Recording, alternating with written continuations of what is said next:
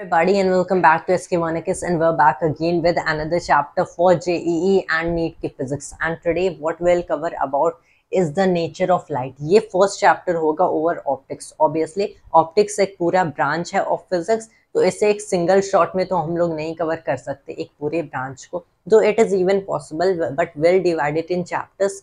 तो जो पहला chapter है यहाँ पे हम लोग light के बारे में देखेंगे, light की जो दो characteristics हैं of wave and particle and basic introduction of optics and कुछ phenomena discuss करेंगे related to light जो कि important हो सकते हैं in the upcoming chapters of optics. जो lenses से related या फिर mirror से related जो भी चीजें हमारी जो भी terms हैं वो next chapters में obviously discuss होंगे. पहले हम लोग देख लेते हैं optics क्या है. Optics is the study of light, the nature and propagation of light. Of course optics में हम लोग पढ़ते हैं कि कैसे light डिफरेंट मीडियम्स में ट्रैवल करती है, प्रोपगेट करती है. सिंस वी नो कि मैक्सवेल ने बताया था लाइट एक इलेक्ट्रोमैग्नेटिक वेव है. Before the time of James Clerk Maxwell ये माना जाता था कि ऑप्टिक्स एंड इलेक्ट्रोमैग्नेटिज्म ऑब्वियसली दो डिफरेंट ब्रांचेस हैं ऑफ फिजिक्स या फिर natural philosophy as to call in that time. लेकिन आफ्टर मैक्सवेल सेड कि light is an electromagnetic wave, after working out through his Maxwell's equations ये माना गया कि ऑप्टिक्स एंड इलेक्ट्रोमैग्नेटिज्म एक्चुअल में रिलेटेड टू ईच अदर हैं. Optics you can say as an applied field of electromagnetism कहा जा सकता है. दैट इज कैसे लाइट प्रोपगेट करती है, एंड ऑब्वियसली लाइट जैसे प्रोपगेट करती है वैसे ही डिफरेंट अदर इलेक्ट्रोमैग्नेटिक वेव्स के लिए भी ये सारे प्रिंसिपल्स ऑब्वियसली वैलिड होंगे. तो यहाँ पे उसके आगे सिंस वी हैड मैक्सवेल ने कहा था कि light is an electromagnetic wave, तो यहाँ से एक हिंट मिलता है कि light is a wave. As he said, light is an EM wave. तो उन्होंने क्या बताया कि लाइट एक वेव है कि जब इलेक्ट्रोमैग्नेटिक फील्ड में डिस्टर्बेंस होती है तो मैक्सवेल ने कहा तब लाइट वेव्स प्रोड्यूस होती हैं, एक्स रेज प्रोड्यूस होती है, गामा रेज, एंड लाइट उसी स्पेक्ट्रम की, उसी वास्ट स्पेक्ट्रम की एक इस लेंथ से इस वेवलेंथ से इस वेवलेंथ के बीच का जो ये रीजन है इसमें की जो इलेक्ट्रोमैग्नेटिक वेव्स होती हैं वो लाइट होती हैं. तो मैक्सवेल के अकॉर्डिंग तो लाइट एक वेव की तरह है, एक ऐसी डिस्टर्बेंस जो कि प्रोपगेट कर सकती है, जो कि ट्रैवल कर सकती है इन अ मीडियम. लेकिन जो दूसरी थ्योरीज थी about light, specifically about the time of Newton मानते थे कि लाइट इज अ पार्टिकल और rather light is a stream of particles. Newton मानते थे कि light is a stream of particles, की लाइट छोटे छोटे पार्टिकल्स से बनी है. Whenever you will study about light, ये कॉन्फ्लिक्ट के बारे में हमें हमेशा बताया जाता है कि कुछ लोग मानते थे एंड स्पेसिफिकली हाइजीन बेसिकली उन्होंने ना इवन बिफोर मैक्सवेल उन्होंने स्टेट किया था कि लाइट इज अ वेव. तो उन्होंने ये नहीं कहा कि इलेक्ट्रोमैग्नेटिक वेव, वो मैक्सवेल ने बताया, लेकिन उससे पहले माना जाता था लाइट इज अ वेव. तो पहले तो पार्टिकल्स की थ्योरी थी, इन्हें कॉर्पसल्स कहा जाता था, एंड ये theory corpuscular theory of light जिसमें खुद न्यूटन मानते थे. Then came time of Christian Huygens, उन्होंने कहा कि light is a wave, and ऐसे कॉन्फ्लिक्ट चलती रही तब तक मैक्सवेल ने कह दिया कि light is an electromagnetic wave. तो यहाँ पे थोड़े टाइम के लिए तो डिस्कशन खत्म हो गई, but again the discussion came and it restarted. जब बात आए कि कुछ ऐसे हमारे नेचर में कुछ ऐसे प्रोसेसेस हैं जो कि पार्टिकल थ्योरी से एक्सप्लेन हो रहे हैं, कुछ ऐसे प्रोसेस जो कि बेटर वेव थ्योरी से एक्सप्लेन हो रहे हैं. What are these? जो एमिशन ऑफ लाइट है, emission and absorption of light, कि कैसे different substances, different material light emit करते हैं एंड या फिर वो एब्जॉर्ब करते हैं. ये काइंड के टर्म्स जो है फिनोमेना, ये better particle theory of light से एक्सप्लेन्ड है. एंड जो दूसरे काइंड के फिनोमेना है लाइक डिफ्रैक्शन एंड इंटरफेरेंस, इस टाइप के phenomena better wave theory of light से एक्सप्लेन्ड है. तो ऐसे ही कन्फ्लिक्ट चलता रहा कि लाइट वेव है या पार्टिकल है. हाइजीन ने एक ऐसा भी स्टेटमेंट दिया था, एक ऐसा क्वेश्चन अराइज किया ओवर द पार्टिकल थ्योरी कि अगर पार्टिकल थ्योरी में हम लोग बेसिकली कुछ ऐसा करें कि एक बीम ऑफ लाइट इस डायरेक्शन में एक रूम में जा रही है, इस डायरेक्शन में, आपने क्या किया कि इस डायरेक्शन से एक और बीम इस डायरेक्शन में भेज दिया, तो ये जो लाइट जा रही है एंड ये जो लाइट जा रही है ये ऑब्वियसली बेसिकली एक दूसरे को डिस्टर्ब तो नहीं करेंगे, they will still continue propagating in the same direction. लेकिन अगर लाइट सच में एक स्ट्रीम ऑफ पार्टिकल्स है तो ऑब्वियसली वो एक दूसरे पे फोर्स एक्सर्ट करेंगे, उनका मोमेंटम चेंज होगा, तो उनकी डायरेक्शन चेंज होनी चाहिए। ये एक ऑब्जेक्शन दिया था हाइजीन ने पार्टिकल थ्योरी ऑफ लाइट पे कि वो एक दूसरे को डिस्टर्ब करेंगे अगर ये एक्चुअल में स्ट्रीम ऑफ पार्टिकल्स है, right. That is what is it is कि अगर आप लाइट को एरोज के फॉर्म में रिप्रेजेंट करें by the particle theory of light, so there are many light sources, many light beams going in a room, so there are so many various kind of arrows inside that room। तो obviously अगर light सच में particles है तो वो disturb करेंगे, एक दूसरे पे फोर्स एक्सर्ट करेंगे, which we see is not happening। तो that was one drawback of the particle theory। लेकिन दूसरे ड्रॉबैक्स थे of the even wave theory of light।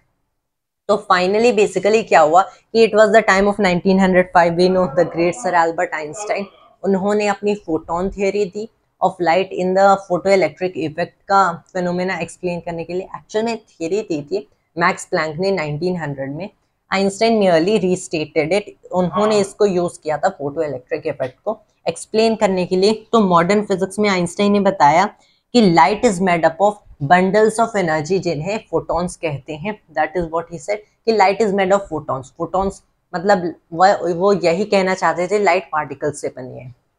लेकिन अगेन देयर वर थ्योरीज जो कि इस काइंड के फेनोमेना को बेटर एक्सप्लेन कर सकती थी। And then we have quantum mechanics जो कि कहती है कि लाइट बोथ है, वेव है एंड पार्टिकल है। कुछ केसेस में लाइट पार्टिकल की तरह बिहेव करती है, कुछ केसेस में वेव की तरह बिहेव करती है।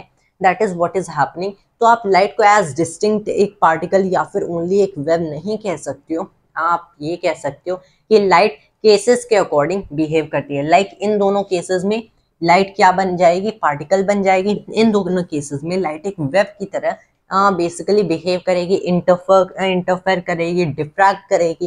That is what is happening, disperse करेगी।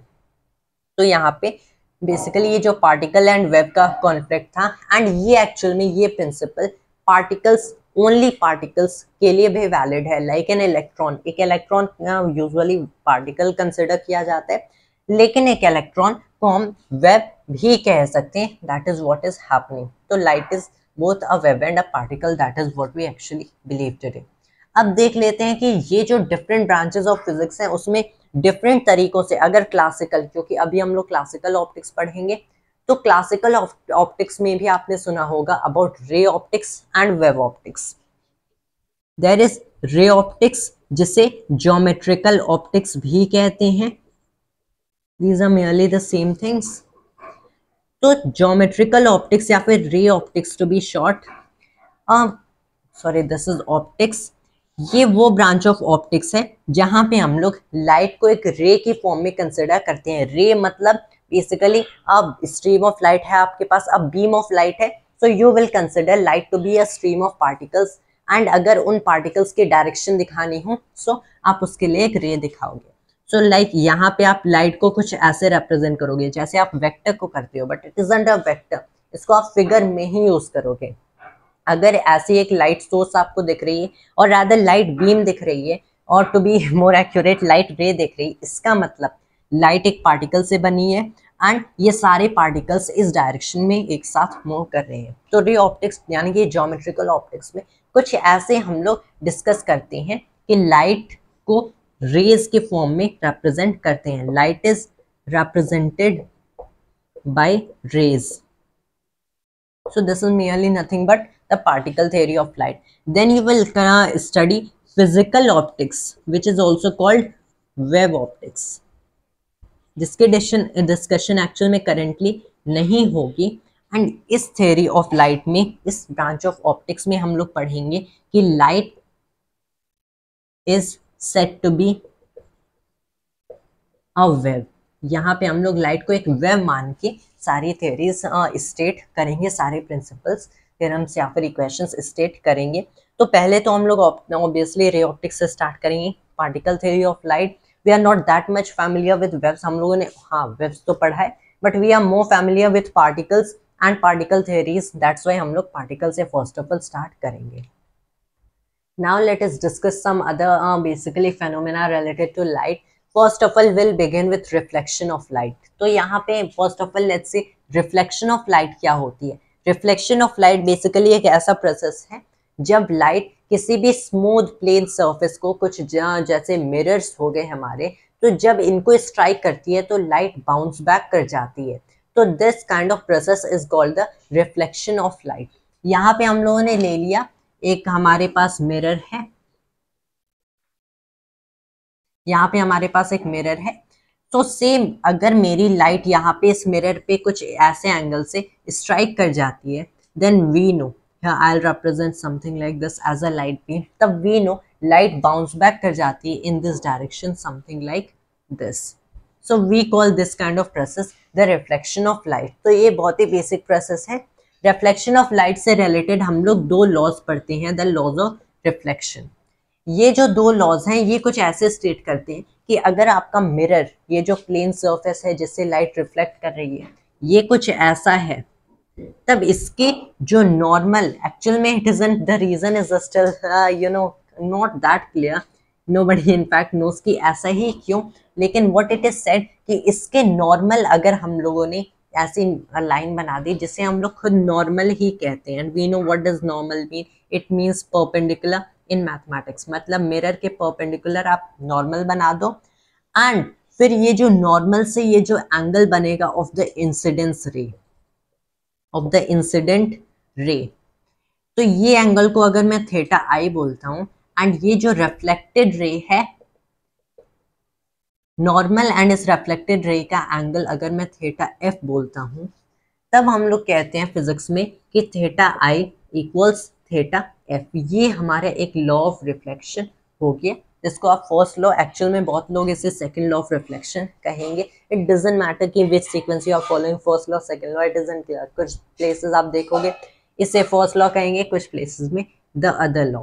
तो ये तो एक हो गया कि जो एंगल ऑफ इंसिडेंस, मतलब angle between incident ray and the normal equal to the angle of reflection, मतलब angle between the reflected ray and the normal. यहाँ पे एंगल्स नॉर्मल से ले रहे हैं, बट वी नो कि ऑब्वियसली अगर हम लोगों ने यही एंगल सीधे मिरर इटसेल्फ से लिया होता तब भी ये इक्वल होते, क्योंकि you know this is 90 degree minus theta, this is 90 degree minus theta F, तो अभी भी ये इक्वल होंगे। So that is one law of reflection. जो सेकेंड लॉ ऑफ रिफ्लेक्शन है ये है कि the incident ray, the second law of reflection is कि the incident ray, reflected ray, the reflected ray and the normal all lie in the same plane। ये जो incident ray हम लोगों ने देखा है जो कि इस पे फॉल कर रही है, फिर जो रिफ्लेक्टेड रे है जो कि बाउंस बैक कर रही है, एंड द नॉर्मल जो कि हम लोगों ने perpendicular to the mirror surface बनाया है, ये तीनों हमेशा सेम प्लेन में होंगे। तो अगर इंसिडेंट रे ऐसी है, नॉर्मल ऐसा नहीं है, रिफ्लेक्टेड रे ऐसे चले जाए कुछ, फिर कुछ काइंड का एंगल बनाए, इनका प्लेन सेम होगा। सो this is the first law, the second law of reflection. ये दो हमारे लॉस ऑफ रिफ्लेक्शन हो गए। रिफ्लेक्शन भी दो काइंड के होते हैं, एक तो हो गया हमारा स्मूथ रिफ्लेक्शन, अब जैसे स्पेक्टाकुलर रिफ्लेक्शन भी कहते हैं, दूसरा काइंड का smooth not, that is diffuse reflection. पहले first of all discussing about smooth reflection.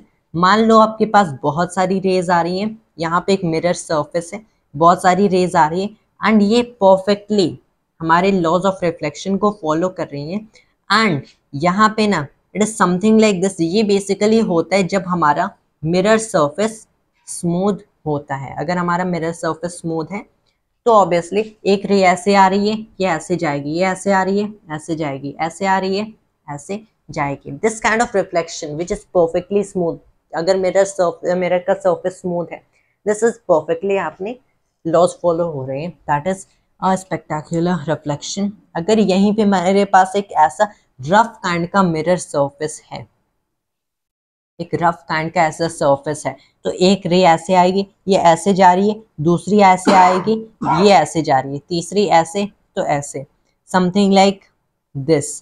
तो ऐसे काइंड के irregular, this is regular reflection, this is irregular, जिसे डिफ्यूज भी कहते हैं, irregular, that is diffuse reflection. इन केसेस में मोस्टली हम लोग regular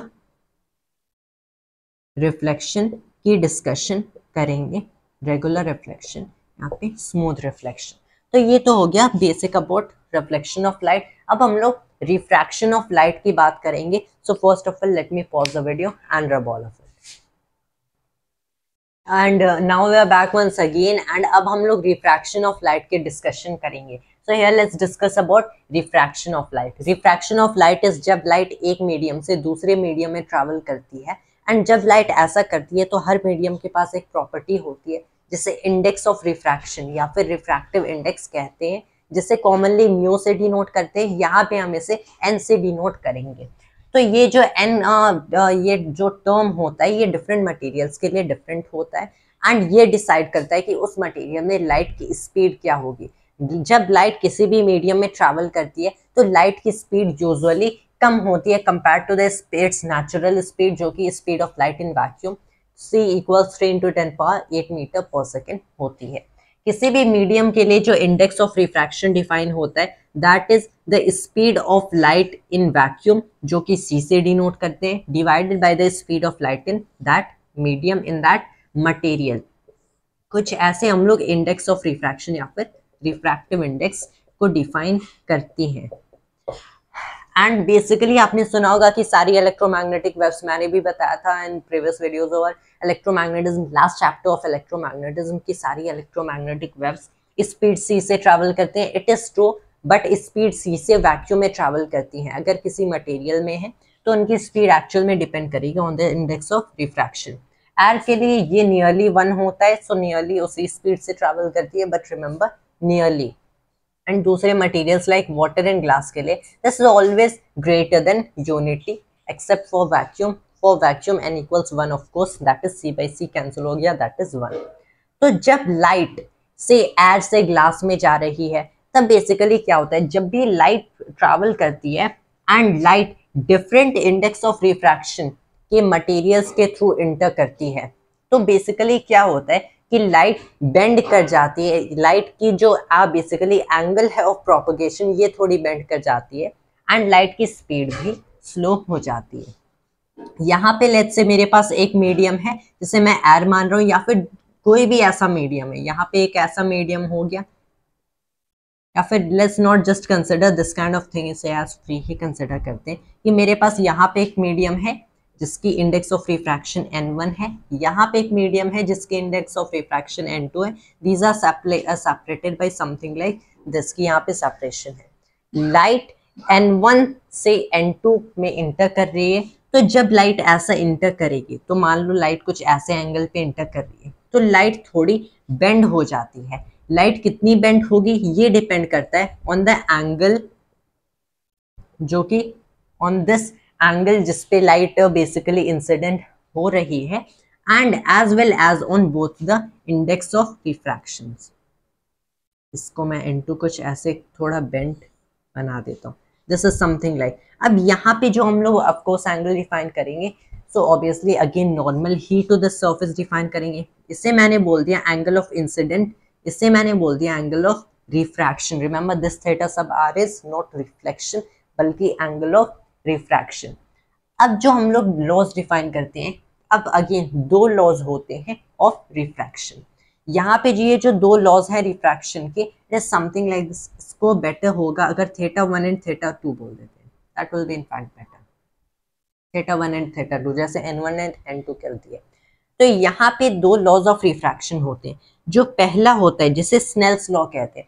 I tell you Snell's law आया कैसे था, कि स्नेल्स लॉ ना बेसिकली पहले इन वेरी अर्ली टाइम ये जो फिलोसोफर्स थे, जो भी इजिप्शियंस और हुएवर थे, कि उन्होंने ना ये तो समझ लिया कि जो एंगल ऑफ इंसिडेंस होती है एंगल ऑफ रिफ्लेक्शन के इक्वल होती है, द लॉ ऑफ रिफ्लेक्शन समझ लिया था, but they could not find the relationship between these all angles.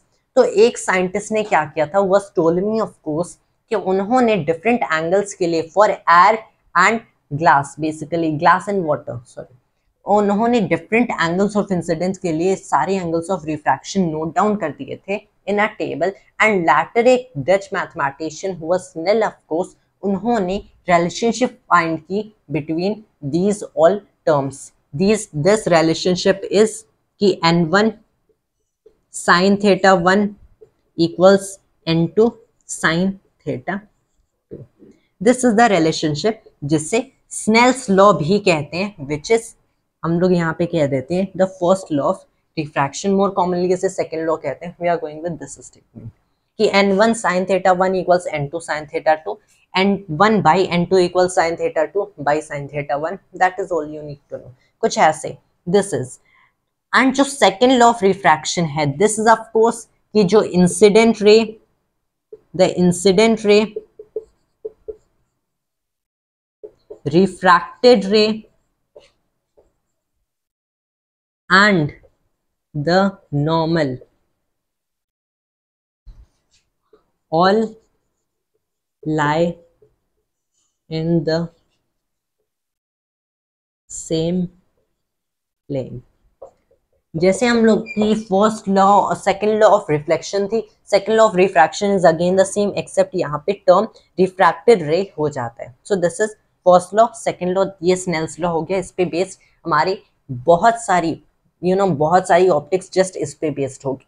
अगर इसे डिराइव करना चाहते हैं, मैंने बताया डच मैथमेटिशियन स्नेल ने बेसिकली ये इसकी रिलेशनशिप फाइंड की थी, लेकिन अगर इसे एक्चुअल में डिराइव करना है सो that is something like not very complicated of course, but इसमें एक बहुत ही एक अच्छी थ्योरी ऑफ फिजिक्स जिसे हम लोग फॉर्मेट्स प्रिंसिपल कहते हैं, formats principle of least time, which is a really great theory in physics, it is more like philosophical, उसे यूज करके इसे डिराइव कर सकते हैं। But you'll not study Fermat's principle currently. When you'll study in undergrad physics, तो वहां पे आप Fermat's principle देखोगे and you can see how by this nice theory हम लोग laws of reflection and as well as laws of refraction derive कर सकते हैं। So this is basic of the laws of refraction। अब हम लोग further study करेंगे about refraction and what else we can see, since हम लोग यहाँ से देख सकते हैं कि index of refraction speed of light को स्लो कर रहा है।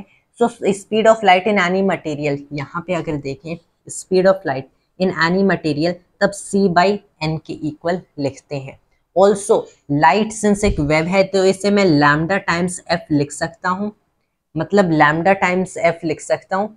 अब यहाँ पे जो लैम्डा टाइम्स एफ लिख रहा हूँ, मतलब अगर एक्चुअल में मेरी speed of light slow down कर रही है, से अगर लाइट इंटर करी है in a region of higher refractive index, तब लाइट स्लो डाउन करेगी। स्लो डाउन किसकी वजह से करेगी, फ्रीक्वेंसी या फिर wavelength. Frequency is what, the number of cycles per second, तो ऑब्वियसली वो नहीं हो सकता, लाइट अभी भी उतनी ही साइकिल्स कर रही है, तो that happens due to the wavelength. Light जब डिफरेंट रीजन्स में ट्रैवल करती है, रिफ्रैक्ट करती है, दैट इज, तो ये लैम्डा की वजह से करती है, इसका लैम्डा चेंज हो जाता है, lambda equals lambda naught, initially lambda naught है इन वैक्यूम, अगर इन वैक्यूम इसकी वेवलेंथ लैम्डा नॉट है तो lambda equals lambda naught over m, that is how it happens. Also ये जो लॉ ऑफ रिफ्लेक्शन है या फिर रिफ्रैक्शन है, ये भी फर्मेट्स प्रिंसिपल से एक्सप्लेन हो सकता है कि ये एक्चुअल में एग्जैक्टली होता क्यों है, but will not discuss about that here. This is all we need to know, but the basics of refraction. Now let's move forward to total internal reflection. Now let's discuss the concept of total internal reflection.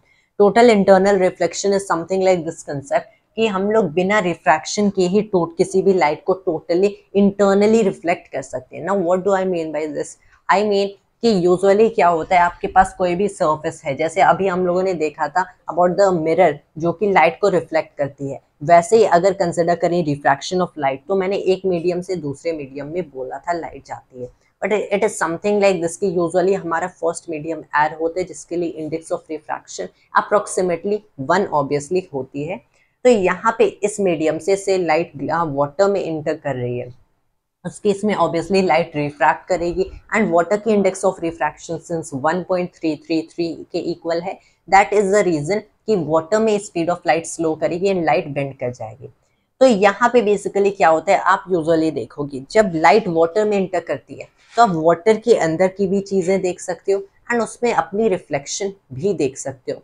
इसका मतलब light कभी भी mostly किसी surface को से strike करती है तो लाइट रिफ्लेक्ट भी करती है एंड रिफ्रैक्ट भी करती है। This is the most general case जो कि नेचर में होता है।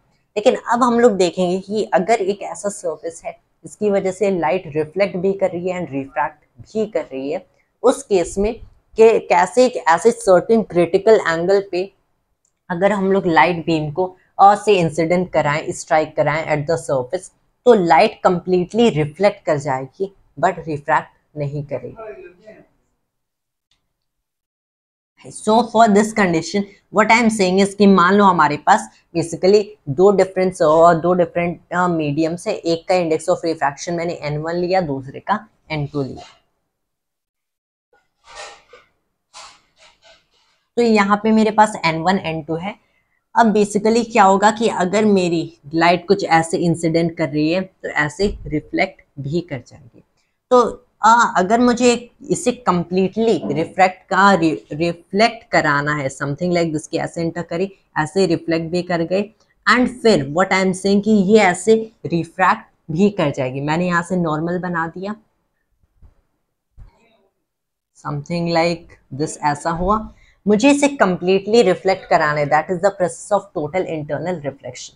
से यहाँ पे रिफ्रैक्शन का जो लॉ है, what is the law, n1 sin theta 1 equals n2 sin theta 2।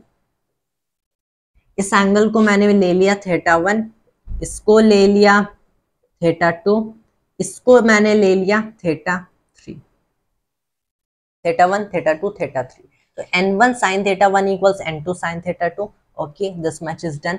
अगर मैंने n2 by n1, देखो अगर मैंने n2 by n1 किया तो this will be clearly equal to sin theta 1 by sin theta 2। अब अगर मेरा एक स्पेशल केस है, remember this is only valid if n2 is greater than n1। अगर मेरी लाइट एक ऐसे रीजन में इंटर करिए जिसके index of refraction greater than the index of refraction of the previous material या फिर प्रीवियस मीडियम, प्रीवियस रीजन के ग्रेटर है, यानी कि n2 by n1, n2 is greater than n1, so n2 by n1 is clearly greater than unity। अगर मैंने n2 is greater than n1 कर दिया, मतलब क्या हुआ कि n2 by n1 is clearly greater than unity।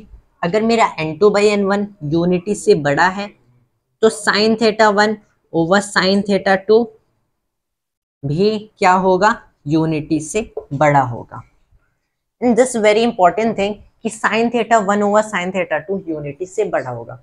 Now let's see कि अगर मेरा basically theta 1 something like this है, ओके, मैंने क्या किया कि ये बेसिकली होता है ना कि जब हम लोग किसी भी सरफेस को, किसी भी लाइट को कंप्लीटली ऐसे नॉर्मल इंसिडेंट करा देते हैं तो नॉर्मल के अलोंग है, तो जो रिफ्लेक्टेड रे होती है वो ऐसे ही उसी डायरेक्शन में जाती है, एंड जो रिफ्रैक्टेड रे होती है वो बिल्कुल भी बेंड नहीं करती है। That is what will happen.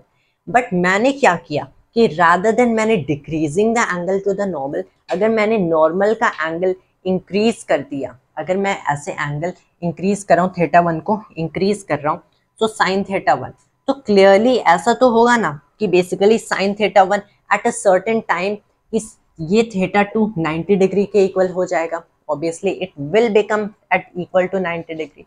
तो अगर मैंने थीटा 1 को इतना इंक्रीज कर दिया जिसे थीटा क्रिटिकल के इक्वल कर दिया, जिसे हम लोग critical angle for total internal reflection कहते हैं, तो ये साइन, ये थीटा 2 बेसिकली किसके इक्वल हो जाएगा, ये हमारा थीटा 2 90 डिग्री के इक्वल हो जाएगा।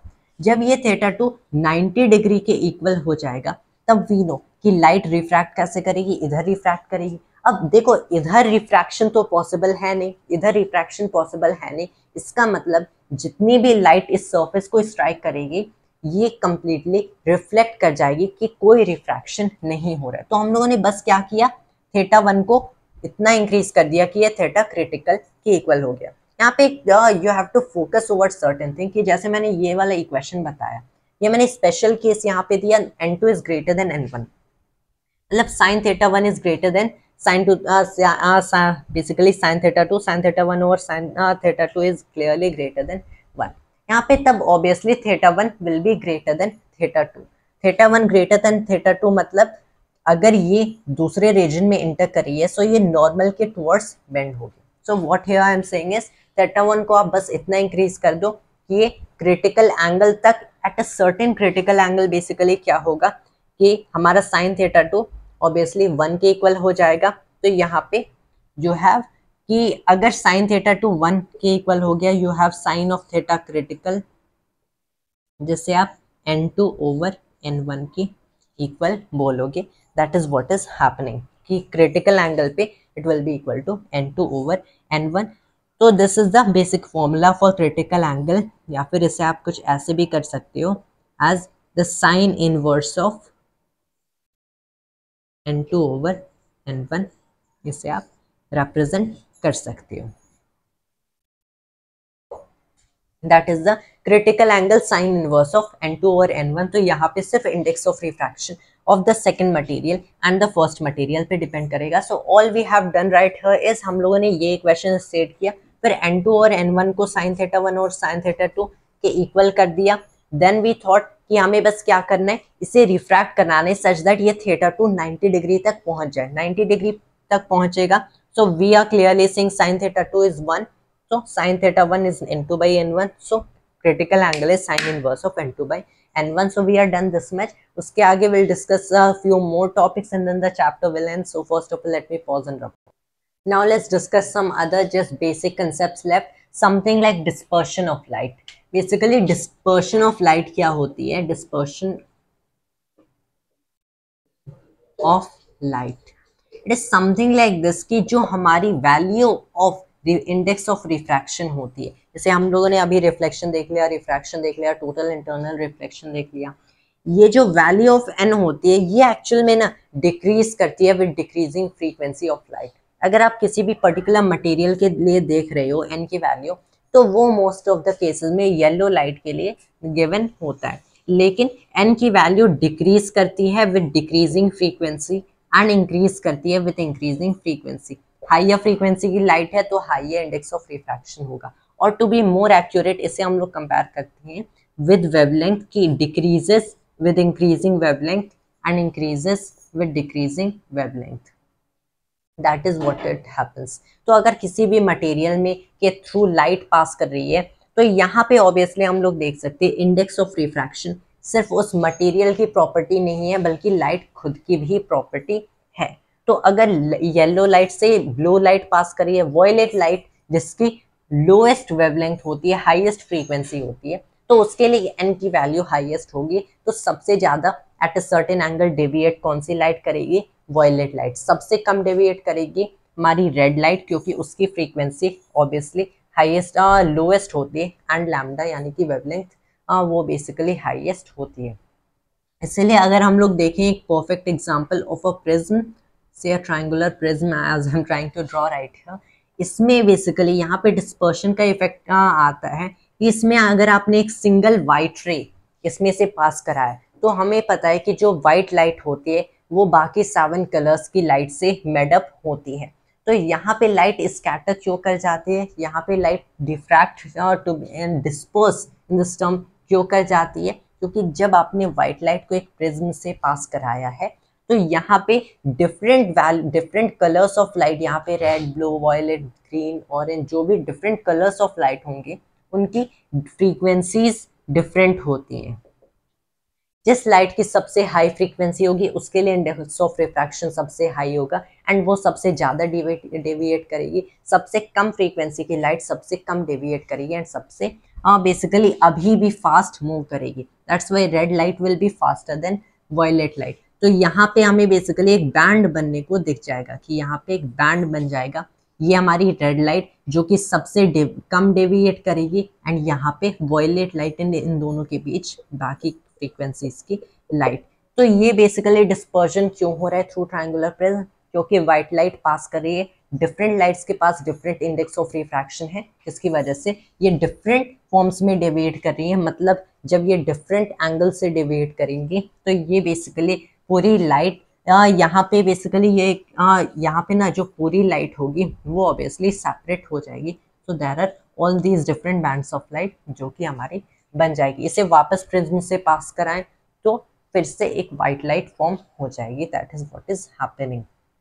This is the principle of dispersion of light. ऐसे दूसरे हमारे कुछ फेनोमेना है related to like scattering of light. Scattering of light basically like यहाँ पे अगर हम लोग देखें कि सनसेट पे सन रेडिश क्यों दिखता है या फिर हमारी स्काई ब्लू क्यों दिखती है, this happens merely due to the fact of scattering of light. कि जब लाइट हमारी एटमॉस्फेयर में इंटर करती है। सो से हमारी लाइट, हमारी सनलाइट हमारे एटमॉस्फेयर में इंटर कर रही है। तो यहाँ पे ना जो स्कैटरिंग, बेसिकली कोई भी लाइट कितना स्कैटर करेगी इन अ एटमॉस्फेयर, ये इनवर्सली प्रोपोर्शनल होता है to the fourth power of the wavelength of the light. तो ऑब्वियसली हम लोग जानते हैं कि हाईएस्ट वेवलेंथ किसकी है।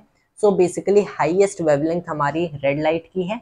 तो ऑब्वियसली सबसे जो कम स्कैटर करेगी वो हमारी रेड लाइट होगी, वेल सबसे हाई स्कैटर वॉयलेट ऑब्वियसली करेगी एंड उसके बाद ब्लू। बट हमारी आईज एक्चुअल में वॉयलेट के लाइट के लिए कम सेंसिटिव होती है एंड ब्लू लाइट के लिए ज़्यादा सेंसिटिव होती है। दैट इज़ द रीज़न कि जब हमारी इस जो सनलाइट होती है वो अर्थ के एटमॉस्फेयर में इंटर करती है, तो स्कैटरिंग ऑफ लाइट की वजह से जो हमारी ब्लू लाइट होती है वो बाकी कलर्स को कलर्स के टर्म में किस रिस्पेक्ट में देखें ज़्यादा स्कैटर करती है। Of course not more than violet, but our eyes are more sensitive to blue, तो हमें स्काई ब्लू अपीयर करता है। For something like a similar reason जो सनसेट्स होते हैं वो रेड अपीयर करते हैं। That is just the same reason with scattering of light. तो ये तो हो गया हमारा normal dispersion of light, scattering of light. That is all we have to talk about in nature of light. उसके अलावा और भी फिनोमेना है, और भी कंसेप्ट्स हैं जो वो बाकी चैप्टर ऑन ऑप्टिक्स में डिस्कस करेंगे। And that is already then, thanks to always and जय हिंद जय भारत।